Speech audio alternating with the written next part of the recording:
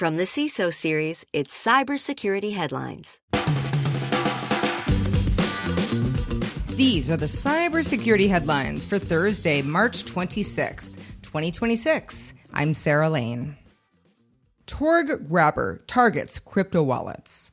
A new info stealer called Torg Grabber is targeting more than 850 browser extensions, including 728 cryptocurrency wallets, along with password managers and 2FA tools. Researchers at Gen Digital says it spreads via click-fix attacks that trick users into running malicious PowerShell commands. There are hundreds of new samples and weekly C2 infrastructure updates, and it now uses HTTPS via Cloudflare for data exfiltration to steal credentials, cookies, crypto wallet data, and files, while using evasion techniques like in-memory execution, encryption bypasses, and anti-analysis protections. TeamPCP backdoors LiteLLM. Threat actor TeamPCP compromised two Python package LiteLLMs via a tainted Trivy dependency, injecting malware that steals credentials, spreads across Kubernetes clusters, and installs persistent backdoors. Researchers at Endor Labs and JFrog say the payload executes automatically, harvesting SSH keys, cloud secrets, and crypto wallets, then exfiltrating data and deploying backdoors across infected systems. Maintainer Barry AI and the Python Packaging Authority warn users to treat affected environments as fully compromised and rotate all credentials. Researchers say the campaign may involve collaboration with Lapsus. GitHub adds AI-powered security bug detection. GitHub is adding AI-powered scanning to its code security tools to expand vulnerability detection beyond CodeQL, covering Shell Bash, Docker files, Terraform, PHP, and other ecosystems. The hybrid model is entering public preview soon and flags issues like misconfigurations, weak cryptography, and insecure SQL at the pull request level, with Copilot Autofix suggesting remedies. Internal test showed 170,000 findings over 30 days, 80% positive feedback, and Autofix cutting resolution time from 1.29 to 0.66 hours. Leakbase admin arrested over stolen credential marketplace. Russian authorities arrested the alleged administrator of the Leakbase cybercrime forum, a resident of Taganrog, for running a marketplace that traded stolen personal and corporate data since 2021. The platform hosted hundreds of millions of credentials, financial information, and documents, with more than 147,000 registered users. Law enforcement seized equipment and preserved forum data for evidence.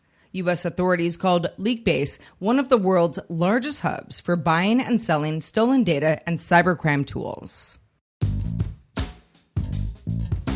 Huge thanks to our sponsor, ThreatLocker.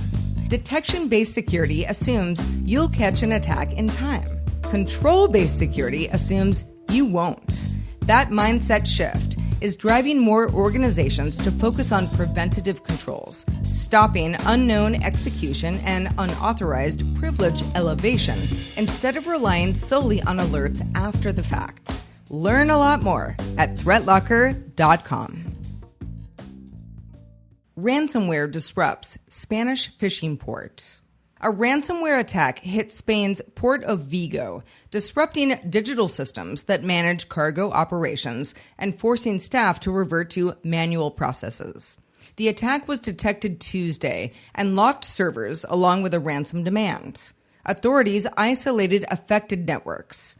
Physical port operations continue, but digital logistics are offline pending security verification.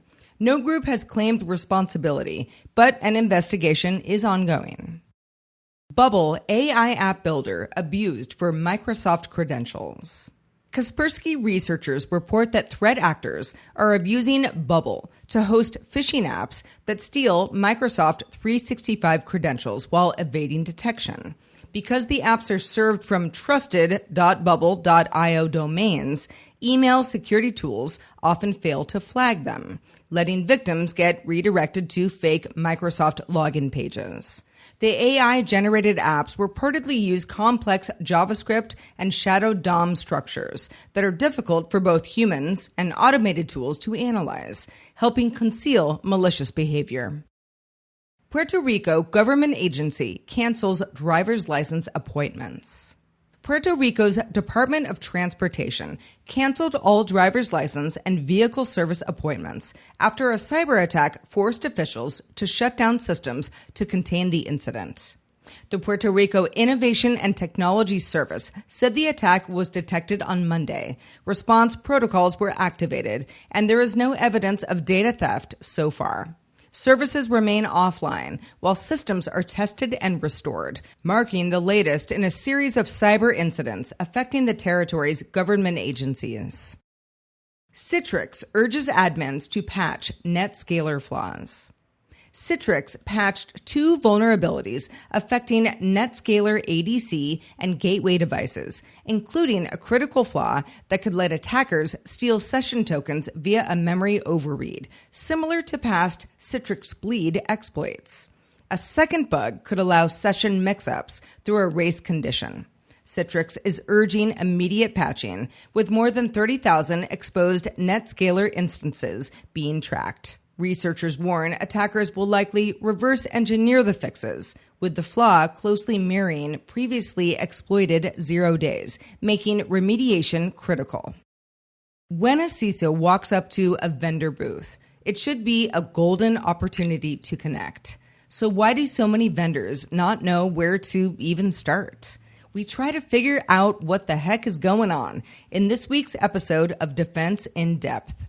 Look for the episode, How to Engage with a CISO When They Express Interest, wherever you get your podcasts.